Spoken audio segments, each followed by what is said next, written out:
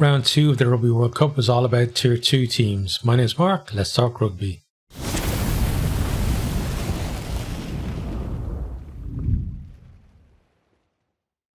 The Tier 2 teams really were to the fore in the second round of games, but before we get into on-field stuff, we're going to chat about some off-field stuff first. So first one is a massive positive, and it's actually kind of on-field, I guess. It's the anthems. The anthems are back, and they were so much better in the first round. The only anthem that I felt, even though it was better, wasn't quite right, and maybe it's just me, was the South African anthem.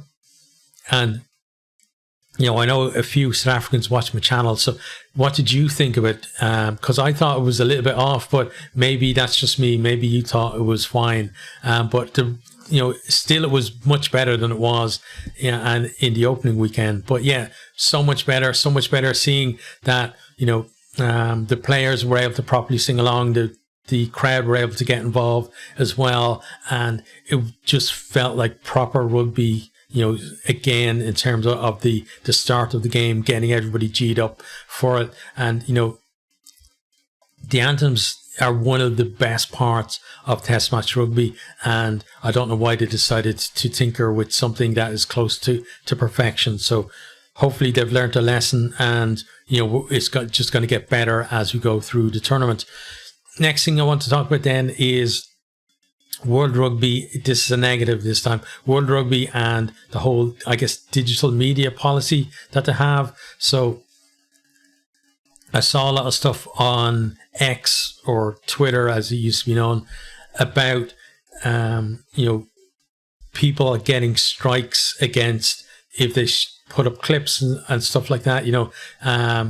Some of the channels that I follow, like the likes of EK Analysis and a few others, would normally put up like a clip of maybe 10 to 30 seconds, let's say, that would explain how a certain move worked, or that kind of thing, and just give you an insight on the tactics of it. And they were getting strikes on the clips that they're putting up, so that they had to take them down. And then I saw Squidge Rugby was talking about as well, and he was worried about what's going to happen with his stuff as well, because he uses footage too. And then also we had another part of that, which was World Rugby were putting out clips, maybe a try or wherever it was, that if you were in a certain country or area or wherever, it was being blocked. And all of this kind of comes under the same thing of, like, it's just a stupid way to go about things. Like, people like Squidge Rugby, or the guys that do the shorter analysis clips, or the guys that put together the montages of the best tackles or the best tries or wherever it may be. Those guys are they're filling a niche that nothing else is filling. Like, and it's like the way that it seems that they're looking at it is that it's taking away from the traditional media that have the rights for coverage of the games. And I don't think that's true. I think they're adding to that. They're adding something new to the game, and they're bringing new people in with them as well. New fans who, they're going to start by watching YouTube videos, and some of them are going to end up sitting in the stand as, a season ticket holder, wondering why they come every week, because their team gets hockeyed, but they still go and enjoy it because it's a great night out. And that's the way I feel these things are. They're like almost like a gateway drug to the wider world of rugby. They pull in people that wouldn't, initially at least sit down and watch a full game, but they might not even know why they'd watch like a 20-minute Squidge Rugby video that would explain, how Chile are going to win the World Cup or wherever. And be absolutely convinced by the end of it that Chile are definitely going to win the World Cup. But they do things that traditional media don't do. Like I watch all the games, and I think a lot of people maybe have the same kind of experience as me, is that when it gets to halftime or the end of the game, normally I'll just switch off. I won't actually watch the analysis that's on there.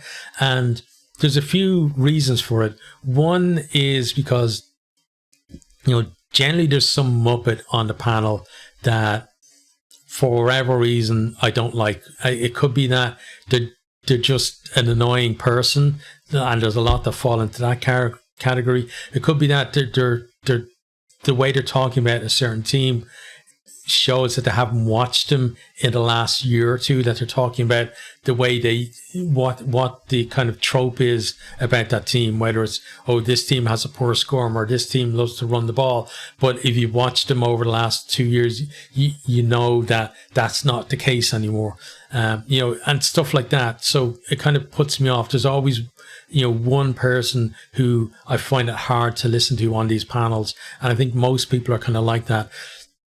But then I can go to other people and watch a Squidge Rugby video, or watch somebody else's video that explains stuff to me, and I can get it as well. I can understand it, because I'm not someone who grew up with rugby.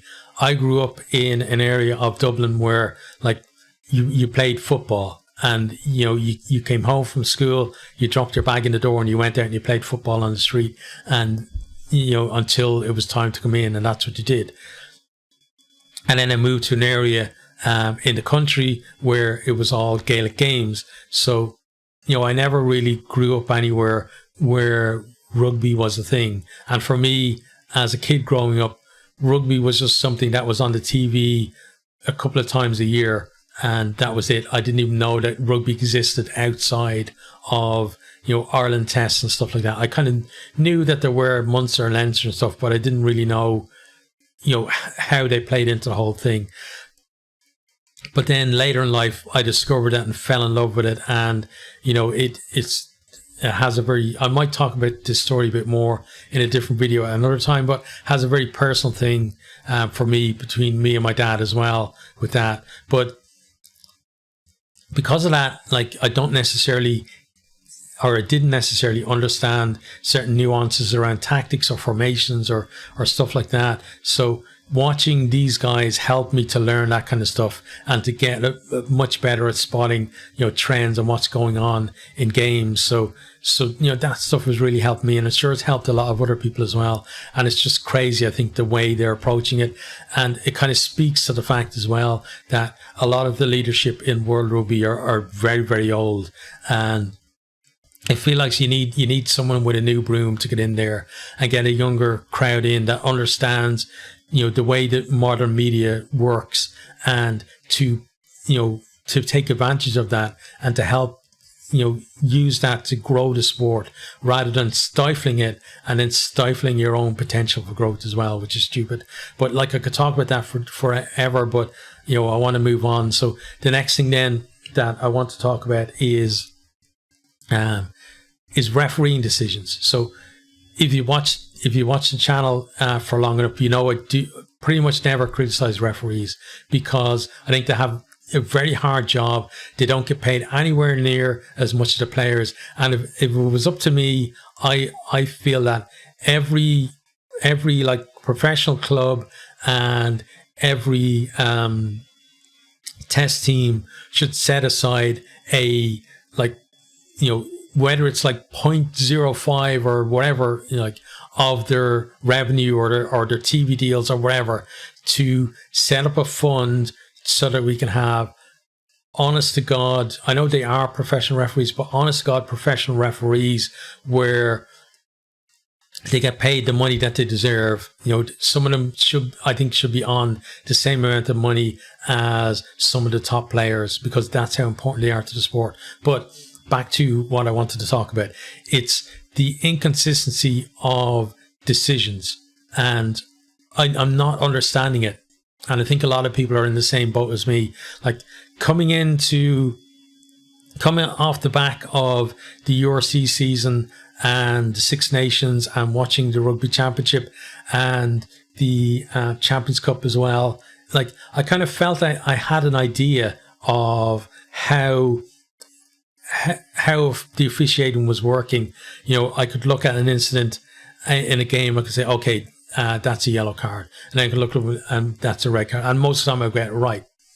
But then it started to change a little bit, where I was kind of second guessing things, and I wasn't sure where the line between, no sanction, penalty, yellow card, and red card very much blurred for me, and it became very difficult. And we saw, I think this week as well, with like the Taufi Fanua situation, where I was absolutely sure that was going to be a red, and I was so shocked that it wasn't. And I don't understand why it wasn't a red is the thing. And so I'd like to see World Rugby, getting to the point where we have more consistency between referees. Like, the referee should absolutely have discretion, but we should understand as well, because we now have the foul play official as well, not just a referee making decisions. But we should be able to understand how a decision was reached, rather than it kind of being almost like cloaked. It's kind of like the Wizard of Oz behind the screen kind of thing. To understand how a decision was reached. And I think it would be great if we had maybe somebody akin to Squidge Rugby, but who was maybe like a former referee, but also, understands media very well, and can walk us through, step by step through, like go through each of the decisions that were made at a weekend, say, whether it's, a yellow card, a review for a red card, or even a decision not to sanction and just give a penalty instead. And if they could explain, the process that happens for that, and all the factors that are involved, and then show how you come to the decision that was reached, I think that would be very helpful for a lot of people to kind of understand where we're getting this from. Some people might say that, I heard it saying that, it's there's a bias against tier 2 teams, and I think if there is, it's not a conscious bias, it's just unconscious bias maybe, and that could be a case that's a little factor in it, but I don't think that's the whole story on this. So I'd love to see somebody, and if somebody does have those credentials, well then, I think there is huge appetite for something like that, and the person who does it and does it well is probably going to be a huge star in the rugby media world, in terms of like they're just going to blow up on YouTube or TikTok or wherever they put their stuff, because there's so many people, I think, like me, who want to see that. And again, I'm not criticizing the referees, it's just I want to understand how decisions are being made, and right now I can't. So then the last thing that I want to talk about is something a little bit more personal, and it's just my channel. So channel has been going about a year now. Starting off doing URC. We're still going to be doing URC when the URC season starts. We did some Champions Cup. We did the Six Nations. We did the Women's Six Nations. We did some Women's World Cup as well. We did the summer series of games, and now we're doing the World Cup. And it's been such a pleasure for me. I love talking about rugby, and a lot of the time in my head, even when I'm talking now, I'm saying get to the end, because I know I can talk on and on and on about rugby, because I just love it so much. And I love interacting with people, and it's been great over this year, seeing people coming back to videos again and again, and being able to interact with you guys. Some of the times I miss comments that people make on videos, and it's not that I'm ignoring them, it's just the fact that I don't get a notification for it, and I don't know why. Like, sometimes I get every single notification under the sun, and sometimes I don't get any notifications. I go to a video and I realize like that there's 4 or 5 comments on there that I haven't responded to, and then I try and get it done. But I love interacting with you guys, and I feel so privileged to be able to put this content out, and for people to actually like it. there's tons of people on YouTube who are just shouting into the void, who have nobody watching their videos at all. But my channel luckily is growing.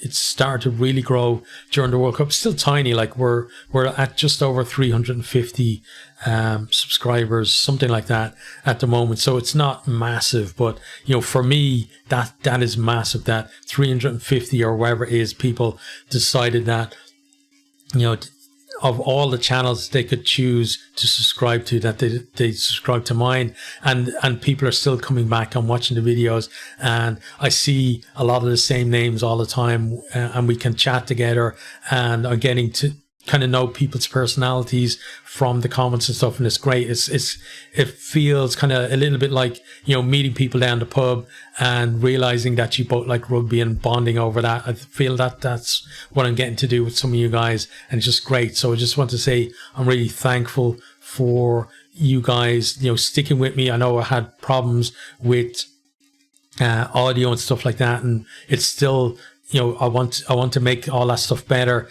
And at the moment, I'm on a piece of crap laptop. Hopefully, when I get a bit of money together, maybe next month or the month after, I'll get a decent laptop and be able to improve the quality for that. And that's what I want to do all the time, because I want to produce better quality for you guys, and just because that gives me more opportunity to chat with you guys and with more people as well. So for those who have kind of been here from the beginning of the URC days, thank you for sticking with me. And for those who who joined more recently during Rugby Cup days, welcome to the channel. I hope you guys stick around, because we're going to be chatting about rugby every week until I can't talk anymore, hopefully. And hopefully that's many years in the future. But yeah, just a massive thank you from me to you. I really appreciate you guys. And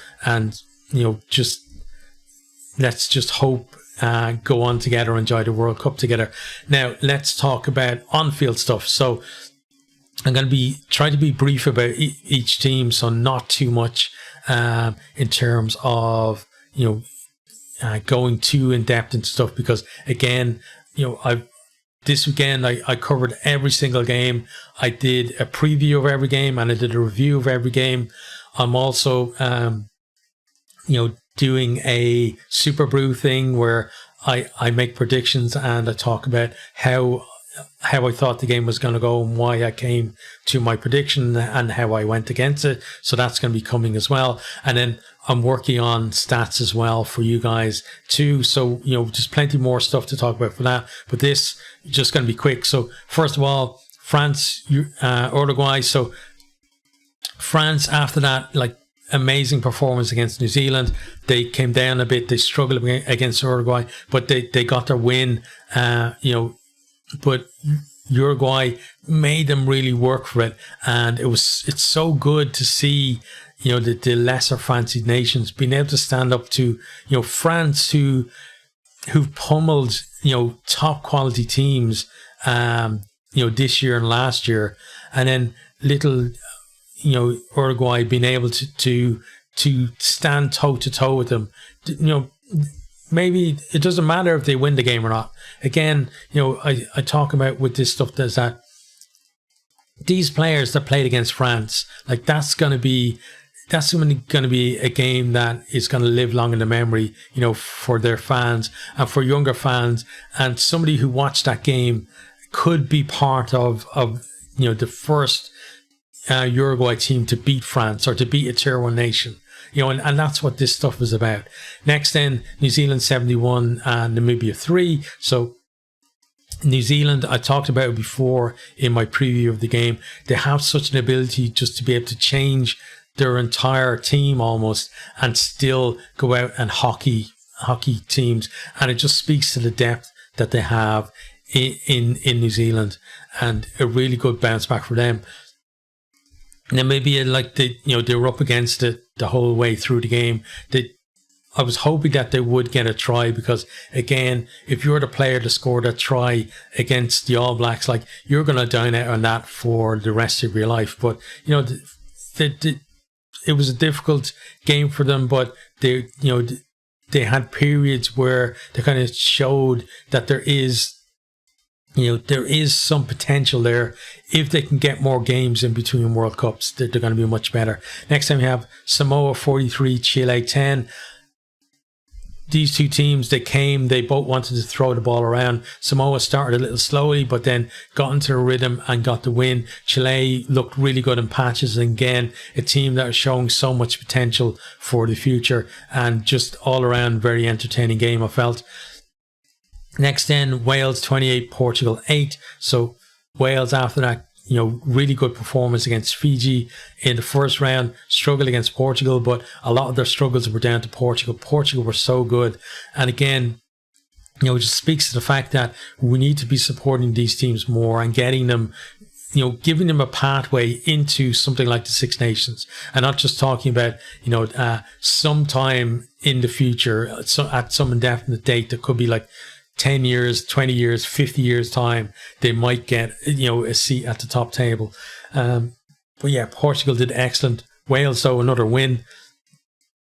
And, the way things are shaping up in that pool as well, I still think Wales are probably going to make the quarterfinals, and it looks like it could be Wales and Fiji maybe going through, but, we're going to see as the games tick on. Then next, Ireland versus Tonga. I talked about before the game how, generally I like Ireland to make changes for games like this, but I was so happy that they didn't, because,